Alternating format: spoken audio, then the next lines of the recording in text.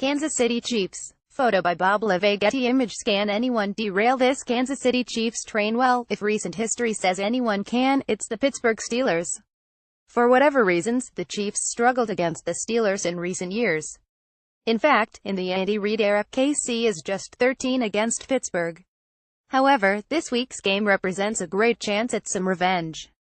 Kansas City has a lot to play for right now, and I'm not even talking about the elephant in the room. The Chiefs are sitting atop both the AFC West and the AFC as a whole right now. In fact, except for the Broncos, KC has a 2-game lead on the entire conference. Keeping that lead is huge. Yes, it is too early to be talking about the playoffs or the potential of an undefeated season. However, keeping the lead that they have built is still a big deal for the Chiefs. They have already beaten some of the best teams in the NFL this year, so we know the squad is legit. This week is another opportunity to prove that against a tough opponent. The big lead. Normally I would have the top story for the Kansas City Chiefs running in this spot.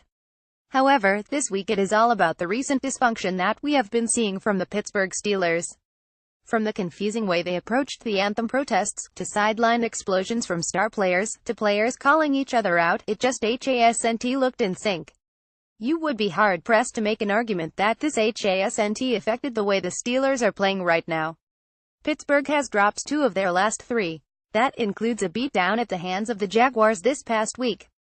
Pittsburgh needs to refocus themselves, and this is an incredibly difficult game to have to do it in. The Chiefs look to match up very well against the Steelers, and are carrying a lot of momentum right now. If there is even the slightest discontent in the locker room, it's hard to see the Steelers putting up much of a fight this week. Page 2. Use your arrows to browse the Kansas City Chiefs. Photo by Tim LeveyGetty Images. Apart from our big headline this week, there are plenty of smaller stories to watch in this week's Kansas City Chiefs game. No matter how this game plays out, the Chiefs will hold the lead in both their division and conference. That's a pretty strong position to be in, but we still want the win. Here's what to watch for. Containing the Steelers' offense. Despite all the dysfunction we've seen recently, there is no doubt that the Steelers bring a very dangerous offense to the field. This is a team that can hang 30 on you pretty quickly. Chiefs fans should remember that from last year.